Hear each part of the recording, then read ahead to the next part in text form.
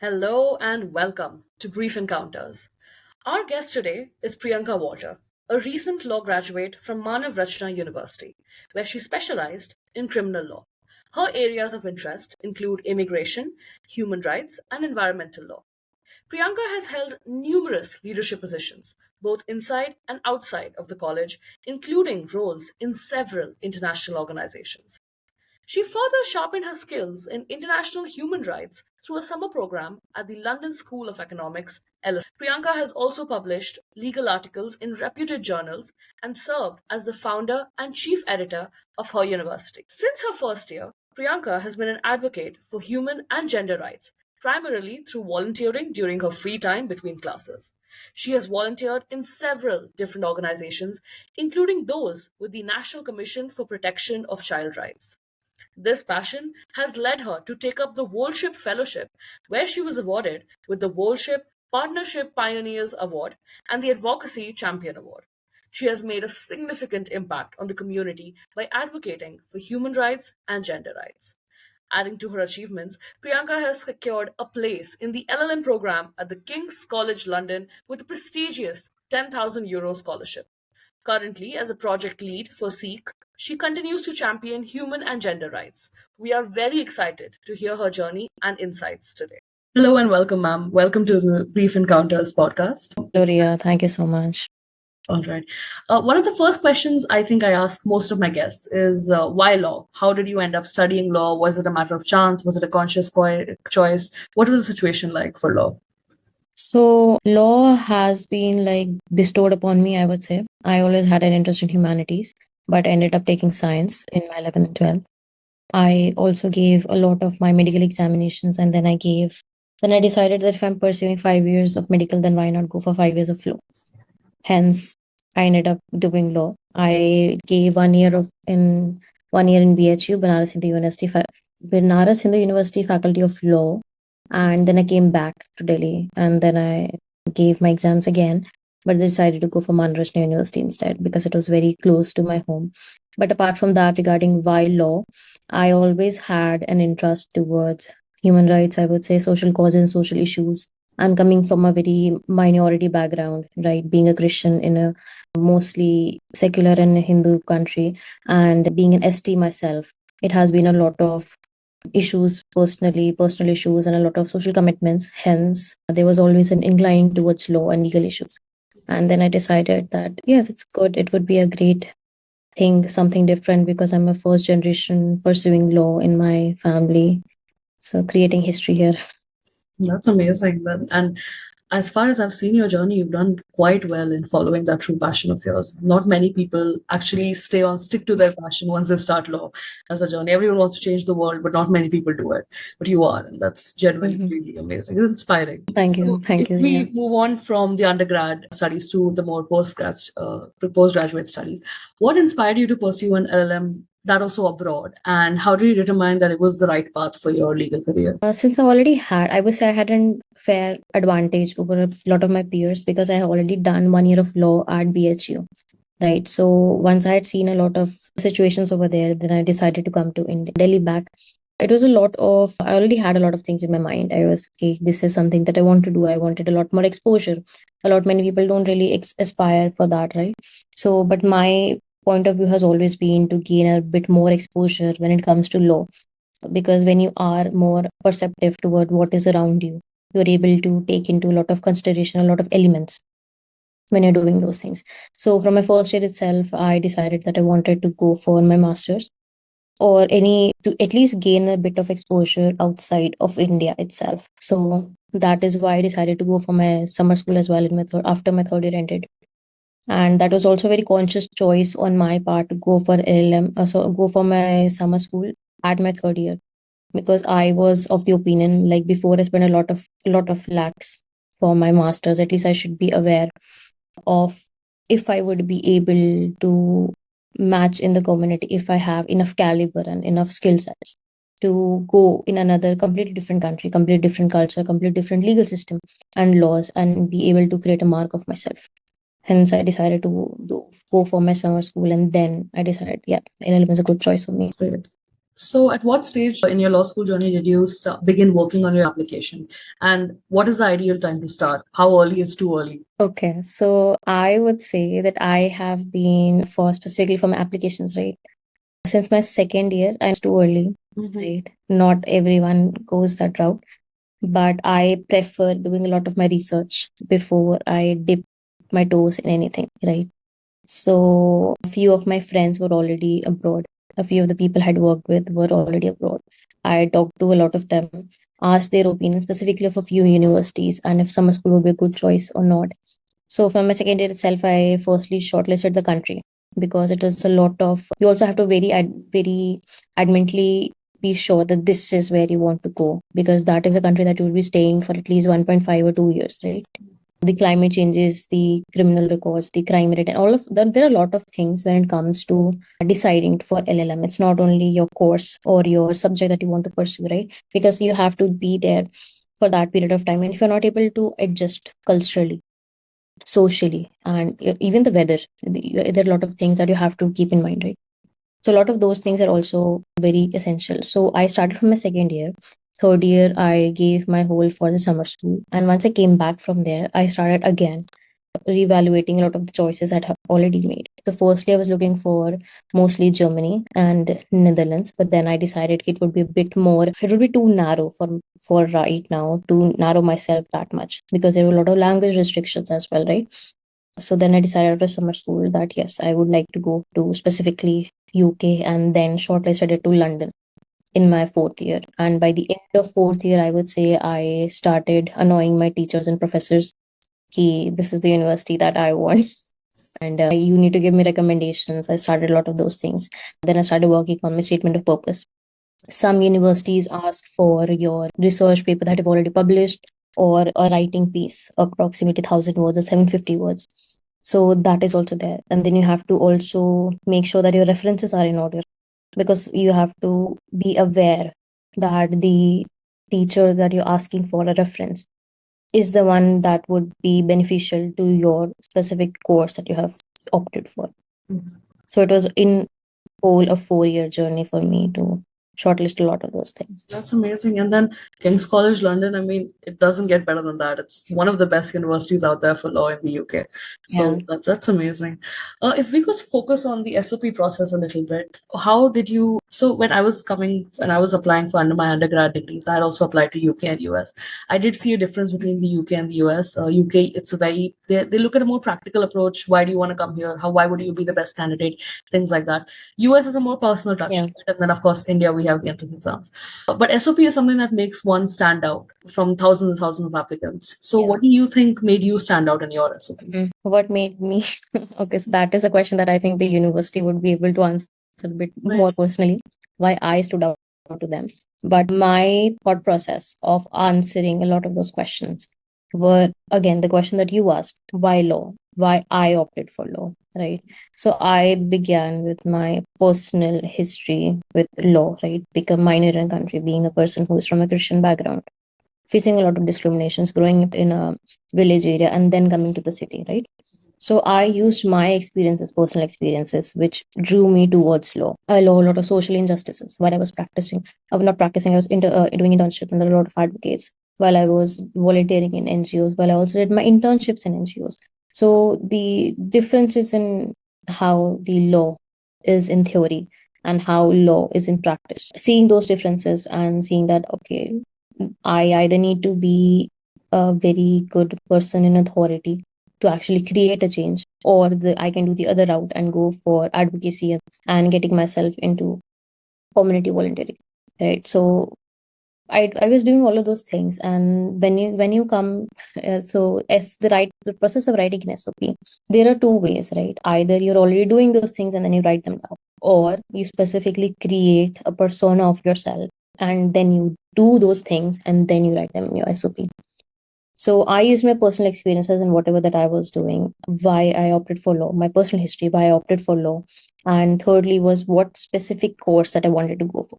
Right. So I am going for my transnational law in King's College London. So it was not only specifically King's that I was looking for. I was also looking for UCL, LSE, Queen's. And so I got accepted into three of those. Right. But then I opted for King's. So there are a lot of courses out there, and then you have to also make your SOP around that course, right? You have to do a very thorough research about what the university offers, what the course offers, what the course would bring to you, and what you bring to the university.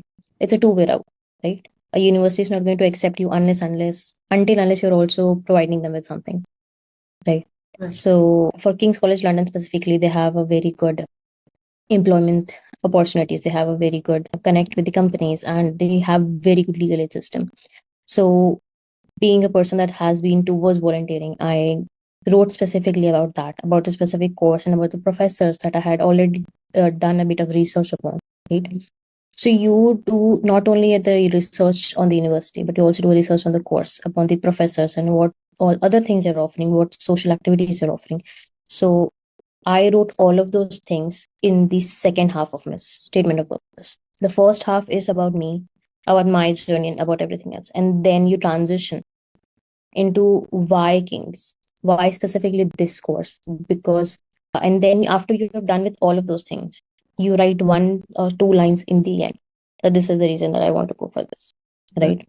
So it has a lot of thought process. It's not only just one single thing. Yeah. Of course. I mean, if you had spent 4 years on it, I understand how much thinking goes into making that SOP. Yeah. So you mentioned you had received offers of admission from a lot of universities, and was course one of the Yeah. major reasons why you went for King's specifically? I mean, I applied for Masters of Law in every single one of them, but transnational law only King's offers. So transnational law is a mix of human rights and business law. All right. But since I have taken specialization in criminal law, but I wanted to be more on the law firm and a bit of a corporate side, that is why I opted for this specific course. All right. Okay. So that's what made you prefer King's over the other universities when you got your offer. Yeah. Admission from. All right. Now that we've covered the process of application, the process of the technicalities of the application process, did you handle this process independently, or did you take assistance from some sort of an organization or consultants with the whole process? So initially, when I started researching, I did seek out a few consultants regarding this. I won't drop names. I don't think that's professional, but yeah, I talked to a lot of consultants. I was looking here and there for a long period of time, approximately 3 years. I was getting in touch and out of touch with them, and they all say the same thing, that you don't need to prepare from now on. You only need to start your process in October.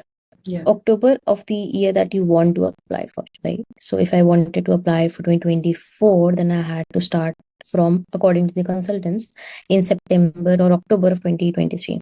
Yeah. Which in my opinion now is very late. And even then I was of the opinion that, okay, that is, I think, a bit too late. And then they only provided me with the very basics, the consultants, right? That you need to have your SOP, your academics and references, and the rest they will handle. But being a person that I wanted to have a personal touch of those things and actually know in which universities they will be applying from my behalf, because I'm not condoning the people who do that, but in my humble opinion, I just believe that if you are spending that much money, at least do a bit research upon what and why you want to go for those things, right? Because then it gives you a sense of purpose, and it also gives you a sense of responsibility. Okay, like, yes, this is something that I've worked very hard for, and then it becomes a more rewarding. So I was in touch with a lot of them, but in the end, I did the whole process by myself. I would say that my university, Manav Rachna University, offers because there's a center for like Manav Rachna, I think, I'm not really sure. So we call it CDC, right? So it's Center for Development and Competency. So they have people who are specifically for that, right? So we had a particular subject, CDC. So I got in touch with the professor over there, Pranamika ma'am. She helped me. I basically annoyed her into looking at my statement of purpose, like, ma'am, please edit this, please edit this. And then I was also sending it to my law professors, Bhartendu sir specifically, okay, sir, can you please just check it once and let me know if this is appropriate as per the course or not. I also went to my HOD and asked her if this is okay or not. So I went to a lot of the other aspects. I asked a friend of mine who was already in the UK, right? She's studying in Oxford. So I asked her, can you please verify this, if this is good or not? And once all of those things were done, then I was personally satisfied that this is good. Then I submitted my SOP. So it was a lot of helping hands around me, I would say, that helped me a lot in this process. But for those who do not have that, consultant is a good option. It is a really good option if you are really not sure where to start, because it is a very daunting process. It looks very daunting.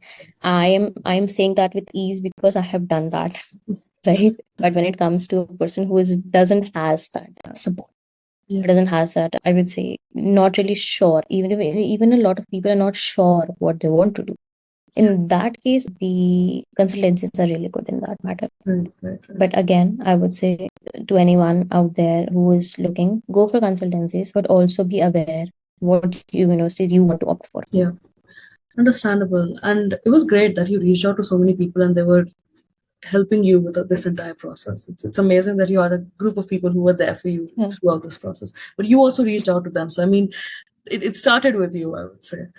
If we could focus on the undergrad for a little while, we obviously have a lot of mandatory internships that we have to pursue during our studies. I mean, I'm experiencing that right now as well. Could you tell us about the internships that you pursued and how you went about shortlisting and applying to them? Okay, so internship process. My first internship in office was post-COVID, right? It was in an NGO. And I mean, as for the BCI guidelines, they have a specific set. Okay, like in first year, you'll have to go for NGOs or social organization. And then in the second year, you go for your district court.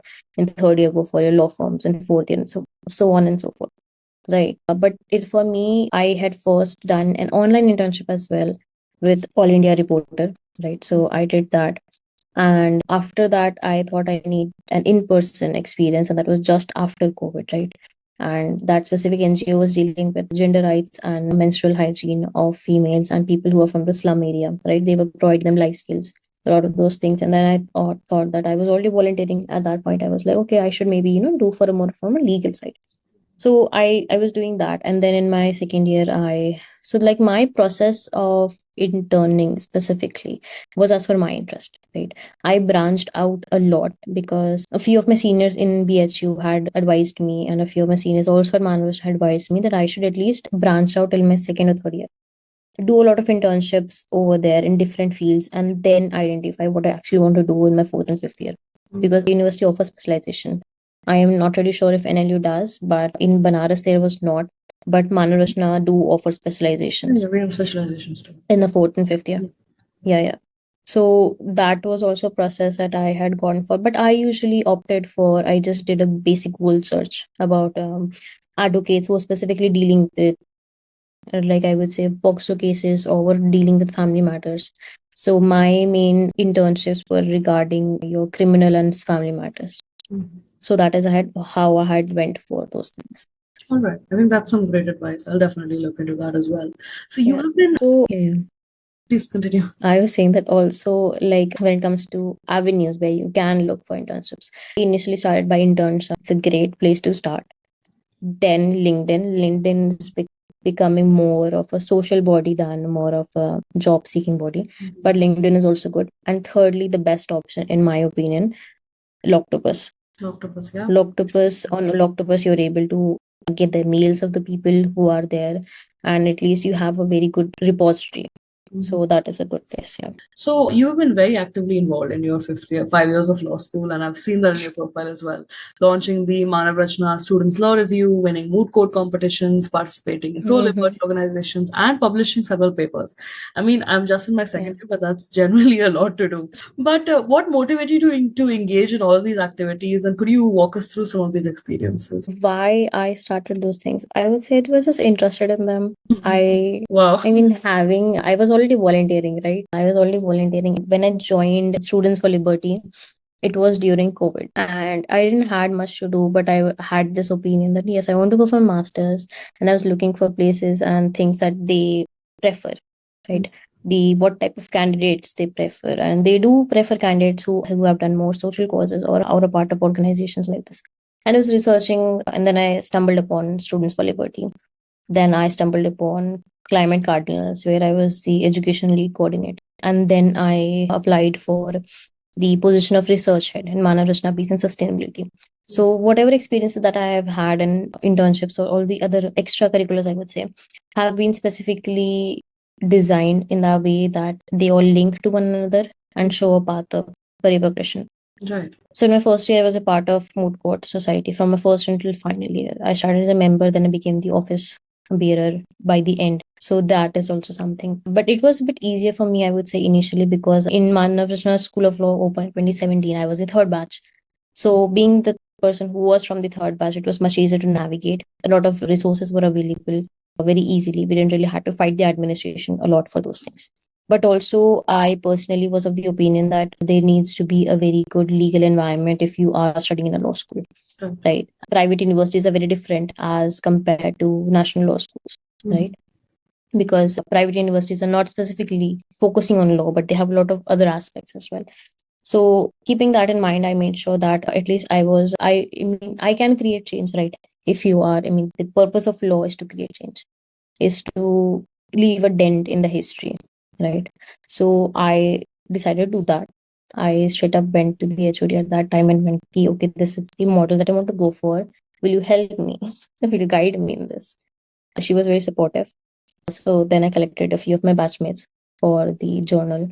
Did that, pushed a lot of for those things, contacted a lot of professors for that, got out of the college and had an external board of editors and a lot of those things. It was a lot of daunting process for a period of almost 2.5 years, almost three, I would say, because a senior of mine had said to me that Priyanka, I was not able to do those things, but I believe that you can create that in Manav Rachna. So I was like, okay. And then I ended up doing it. I say it with ease, but I know I had a lot of mental breakdowns during the whole process of it because it is a lot.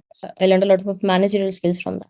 How to manage a team, how to lead a team, how to put forth your opinions and how to get in touch with administration, right? Because administration in itself becomes very not every no one actually has good experiences with admins. Obviously. Right. Yes. So I would say that Students for Liberty and Climate Cardinals really did pave the way for me because I found a lot of great thinking minds at my time at SFL. And I also was very active during that time because it was COVID and it was very easy, I would say. If I would say for anyone, I would definitely suggest people to go for that. If you have a very liberal ideas or you're looking for a community, a sense of community is very important. And if you're not able to find it in your university, then I would definitely say go outside of it. But I have done a lot of things. I would say if I, as you already said, I would contribute a lot of that to my ADHD. I do tend to take up projects for a short period of time. I have a very tunnel vision when it comes to it. So that definitely helps me. But rather than letting my ADHD bring me down, I make sure that I use it in a sense which is beneficial to at least the society and to the things that I'm doing, the projects that I'm taking up. And regarding the competitions, it was the first, and that was the last competition I did in my last semester, and we won. So that was great. That was amazing. And it is really what is good. It's very fun for me. The debating is very fun for me. I find it very engaging, intellectually engaging things, academically engaging things. It really tickles my brain, I would say. So I would say, I mean, I'm not saying that everyone has the same experiences. No one does. You can ask my batchmates; they would definitely say that. But yeah, I hope that answers the question. I didn't just deviate from it. Very well, very well. You're also a Volship Fellow and a project lead at Seek. Could you tell me more about what the fellowship is like, the organization, your role within? Okay, so Volship Fellowship is basically Volunteer for India Fellowship. Right? So Volunteer for India is a very big NGO in India. And the Volship Fellowship comprises of three NGOs. It's Volunteer for India, it's Bhumi, then it is supported by Yuva of UNICEF India. So these are the three things which support this particular fellowship. So the fellowship was of 12 weeks. I recently just got done with it, and we are right now in the next steps for that, right? But the fellowship was really great. As I said earlier, that the sense of community that one looks for, obviously, at all times, because as human beings, we are very social. We need someone continuously very engaging, right? So the fellowship was very good. And so the fellowship basically is to motivate and give you the tools, give an individual tools to go on with the volunteering journey. Right. So this fellow for this cohort 6, mine was cohort 6. So we had 104 fellows this time across India. Yeah. Out of all the applications, 104 are selected. And during a period of 12 weeks, firstly, you are the one who are trained about how to deal with the team, how to identify a project, how to identify your social cause, and then to boil it down to what specifically you want to go for. And then start with your volunteers. Because it's not paid, firstly, it's an unpaid fellowship. So anyone who's looking forward, it's not paid. It's completely sustainably run in the sense like they are also not getting paid and you are also not getting paid. But the projects in itself are the ones which are creating the change. So Project Seek specifically was for, I mean, I was along with my two more project leads, right? Rachitana. So we three were from the team from Delhi. A lot this time I would say there were a lot of teams from North India and a lot of Delhi teams were there this time. So R was T45, Team 45 from Delhi, and R was specifically dealing with gender sensitization. So again, the reason why we opted for that is because I mean our main aim was gender equality. So we had to initially select an SDG that we wanted. Right. So SDG 5, gender equality. Now, what inside of that? Then we had to do this whole sheet and a lot of exercises of why you want to go for that, distill it down, why you want to go for this, distill it down. Then you identify a lot of social causes around you. Under gender equality, what specifically? So there are a lot of NGOs that specifically deal with menstrual hygiene and female gender equality. But when you're talking about gender is a very broad spectrum. Yeah. You cannot just pinpoint when it comes to when you're talking about gender equality. So we specifically aimed for creating gender sensitization, gender inclusion, and LGBTQ safe spaces. And being a bi person myself, I decided that, okay, we need something radicalizing. We need to mobilize the people. And in Delhi specifically, if you look at, then there's a lot of crime being committed against females and against people from the LGBTQ community, as you already know from the recent Kolkata crime that took place, right? Such a heinous offense. It is. And in Delhi specifically, a lot of these things happen, right? Specifically, a lot of there are violence being committed against females, against children, against people who are from the LGBTQ community, even from against men. So all those things, when you look at, we decided that we need to create gender sensitization because all of those things boil down because desensitization is a lot of happening. Because if you're continuously on the social media, you see a lot of those things and then you become very desensitized कि अच्छा ये तो होता ही रहता है. Because these things keep on happening, people become very desensitized towards it. Yeah. So to inculcate the idea of being sensitive towards people who are from the LGBTQ community and create gender inclusion in children as well. So we decided that age group would be 12 to 25 because 12 is the age that a person gets into adolescence, right? They start puberty. Yeah. So if you, my idea and our idea of the team was specifically that if we are creating that, even if we're planting a seed, then it will eventually grow. It will eventually grow, and that child will be much more sensitive towards their surrounding, towards the people they're interacting with, and not maybe engage in bullying and be more receptive towards others' feelings. So that is what Project Seek was all about. And during our time, we were able to collaborate with 11 organizations, and we were able to reach 384 people in New Delhi specifically. Yeah. So that was a very great thing. That's impressive. That's not just good, it's impressive. Genuinely. Thank you. So, as we've mentioned, your extracurricular activities are genuinely very impressive. What are your thoughts on the importance of mixing these extracurricular activities along with college? Is it important that one uses both of these things to take care of their time, or does it get too much at times? It gets too much at times. Yes, definitely. But then again, you have to understand why you started with it. Not everyone sticks with it. As you already said, that I decided that I stuck with it. It gets daunting at sometimes, I would say. Yeah. But extracurriculars are something that also, because if you're continuously studying, right, then you are shutting yourself to what there is outside the world. If you're only studying law, then you are not aware of whatever the surroundings are, but law demands you to be very receptive of whatever is around you. Yeah. Right. It's not only the social issues, the political issues are also there. You cannot just say, okay, because I'm doing law, I don't really need to be aware of the medical things, right? You don't really need to do volunteering, but when you do volunteer, you will see what the law is missing, what the law in theory is missing. And when you're able to do that, you would at least have a purpose. And a purpose in any person's life is very important. So extracurriculars, not for me specifically, were very social mobility wise, right? But extracurriculars in university, there are a lot of dancing and singing, a lot of other sports are there. I mean, do anything which would not limit you to only studies. Right. And that is important because law in itself is very hectic and you have to engage your mind in any sense. So yes, it's not really easy, but I would suggest everyone to do that. Yes. It also builds your skill set a lot, for further, even if you just focus on applications also. Yeah, I believe definitely. Doing all of these extracurricular activities, they add on to your application. It builds your skill set in so many different ways. Yeah, definitely. Anything that you do can be added into your CV. And Yes. if we go back to the application process a little bit, you had mentioned about summer school at LSE, Mm. which is yet again amazing. Mhm. Could you share your experience at the summer school with us? It was a 3-year experience, right? So the course that I took was Introduction to Human Rights, and that is a graduate subject. So that is like 6 months of a period that you study that subject, and that was distilled into 3 weeks. So it was a lot. Yeah. So I had 3-hour lectures, and then I had 2-hour classes, and then we had to go for library for readings. Yeah. For 5 days, right? So it was 5 days, and then I had midterm exam. I had to also give a submit an essay of 500 words, and then I had an end term exam. End term, I mean, what would end term like?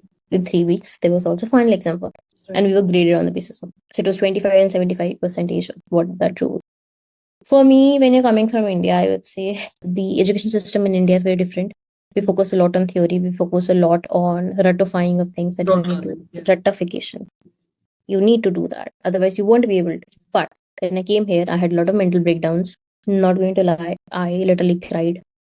I cried while writing my 500 words essay because no one really teaches you how to use cognitive learning and how to be very objective when it comes to things. In Indian school, even in law schools, you're not taught that. Yeah, it's just. So I had to teach myself it. So, yeah, we are not taught how to actually argue. Yeah. We are said that when you do an internship, you will eventually learn those things, but those are also things which are very important when you're writing something.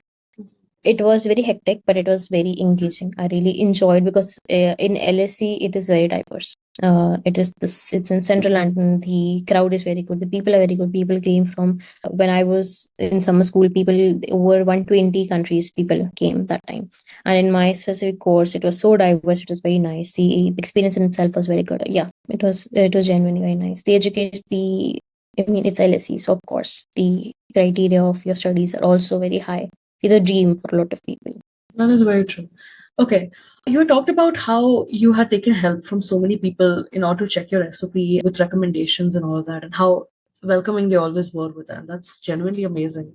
But can you provide some insights on how did you choose who would provide you these recommendations, who were going to be these recommenders, and what factors should be considered and key elements should be considered when it comes to an LOR? So specifically for Kings, they don't really require a recommendation letter. They only seek out your statement of purpose and your CV. If you can upload your CV if you want, it's not really required, and your academic records. But when it comes to other universities that had applied, they do ask for at least 2 references or 2 LORs. They ask for they will either mail the people you have put reference, or they specifically ask that the LOR be put in and on the letterhead and then be provided to them. So it depends upon the course as well, right? Not every law student goes for LLM. Yeah. They also divert. So in general, what is said, the way that you go for LORs is firstly also to research upon the professor. Are they specialized in that subject? Have they taught you that subject? Or are you just asking because that would be easy for you to get a reference from? So the way that I went for it was specifically asked for the subject, right? For example, when I applied for Queen, it was LLM in human rights, right? And they had specific subjects which I had mentioned in my SOP, which was gender studies, and there was one more subject I don't remember, but gender studies. And there was a professor of mine who taught me. So I specifically reached out to her because she has an extensive experience. She knows me, and then I requested her, "Ma'am, if you would be kind enough to write a recommendation for me," and then she did. So when it comes to LOR, it has to be specific. It has to be person specific. You cannot be generic when it comes to LOR.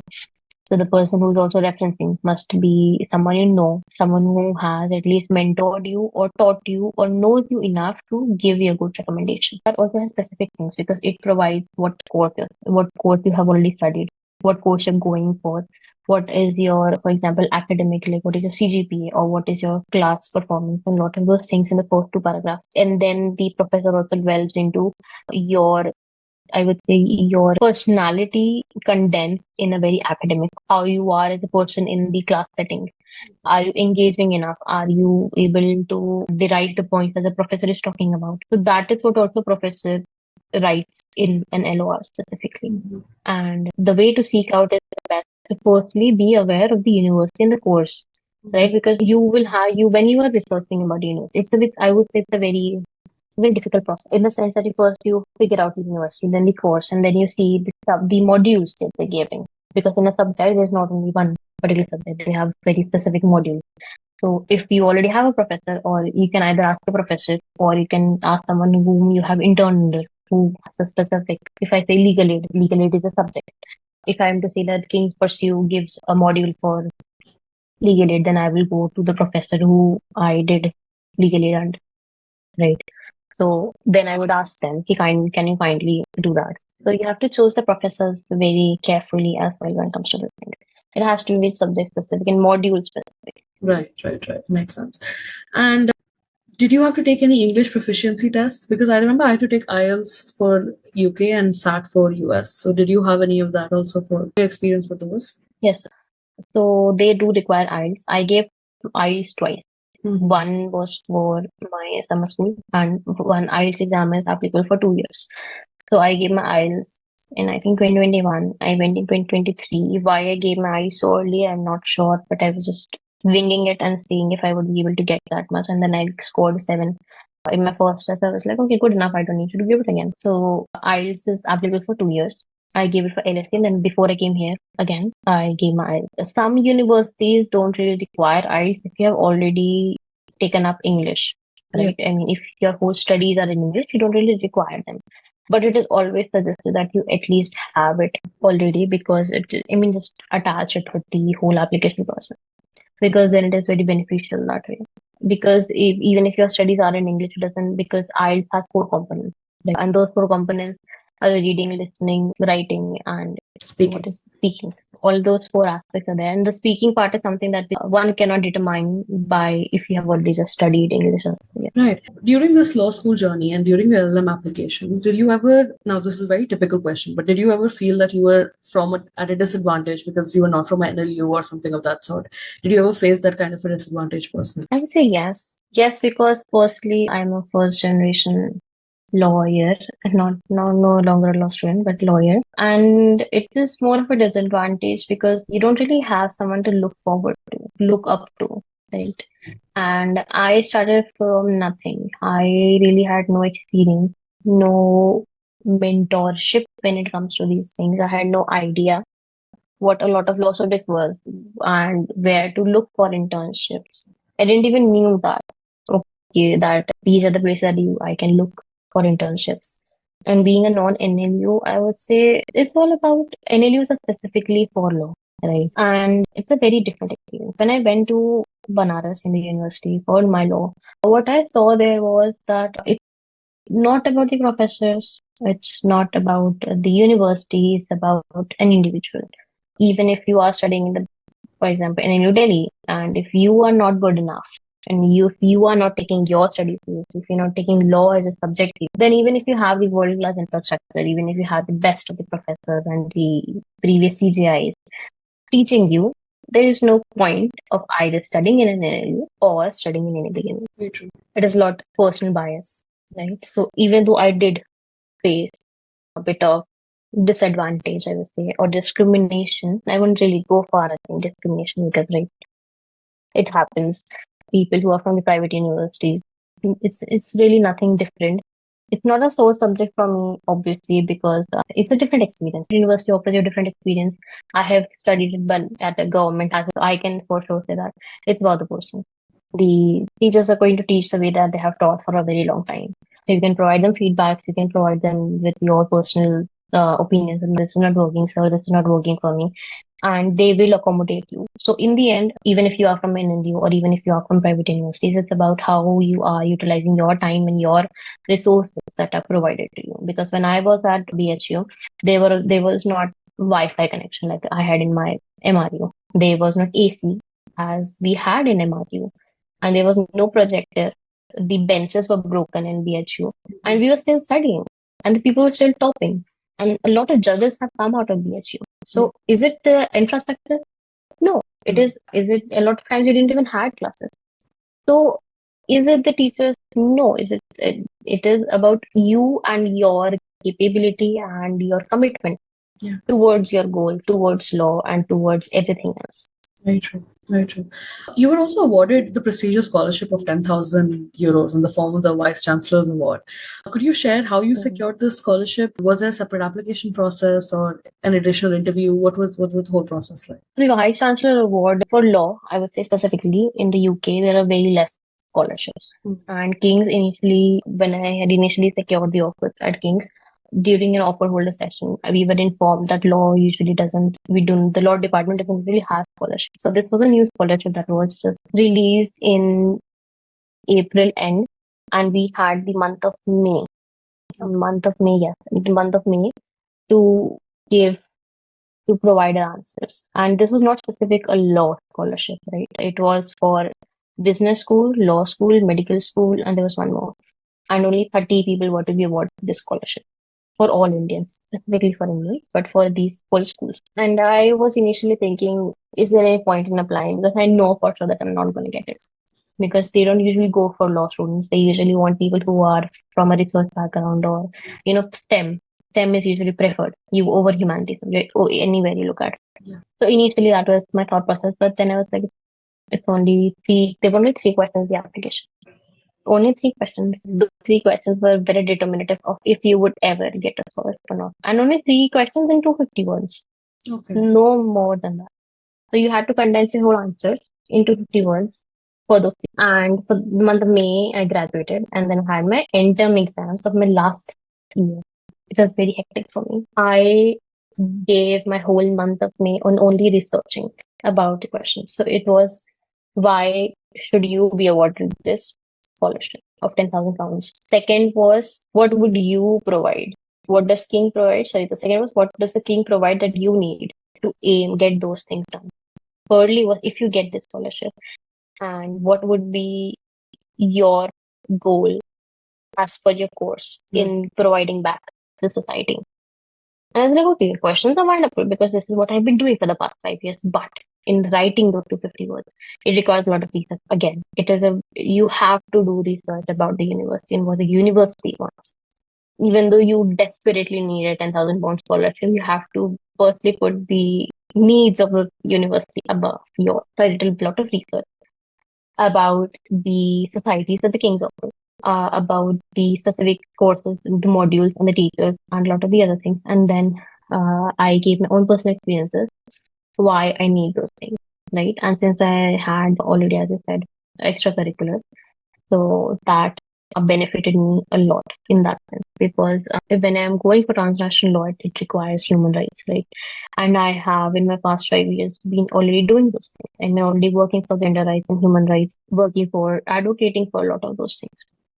So it was, I think, I won't say convenient because the experience of writing that and having a mental breakdown during the period of time wasn't ideal. But the scholarship was an ideal opportunity for me to display a lot of things that I have already done. Yeah. So you had to write your personal goals, why you want, what the university offers.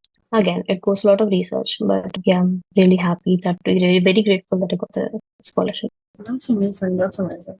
Now that we've reached our final few questions, I mean, you're just starting out an LLM program, but have you given any thoughts to a post LLM plan? What do you envision your master's degree from King's College leading forward to? I would say very mum about it, about my future plans. Understand. Because I have a lot of things planned, but by God's grace, if we are if I'm able to, yes. But right now, I don't think I should say anything. Totally understandable. Understandable. So our last question for It's not really an ideal answer for the podcast, but yes. It's all right. It's understandable. So if we move on to our last final question, what advice would you like to give to our listeners who are considering studying abroad, but they're unsure if it's the right choice for them or not? Don't let the ideal version of Instagram of any abroad country lull you into spending that much money.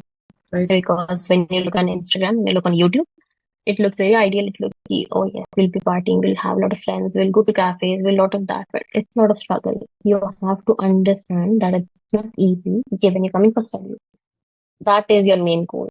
You are actually coming for studies. Employment might be something which is outside of that and apart after your studies, but you will enjoy, yes, but you also have to make sure that you are very well aware about the things that you're doing.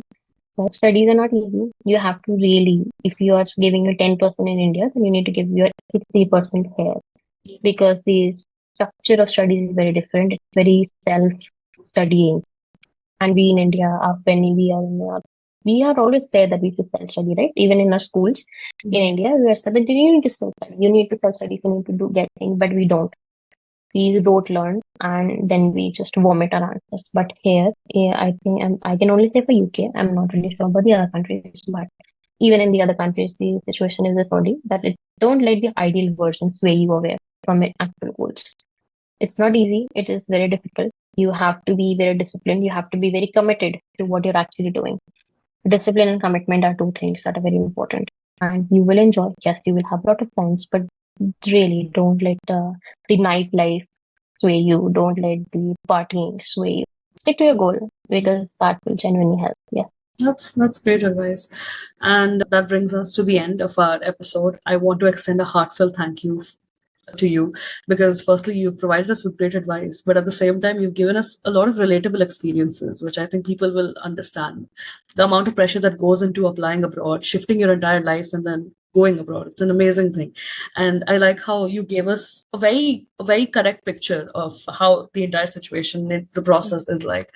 So it was an absolute pleasure having you on our podcast today. And to Thank our you so much, Shreya. You've been wonderful. Thank you so much. Thank you so much. And to our listeners, thank you for tuning in. We hope you found today's discussion as enlightening as I did. And if you enjoyed this episode, don't forget to follow and leave us a comment. Thank you.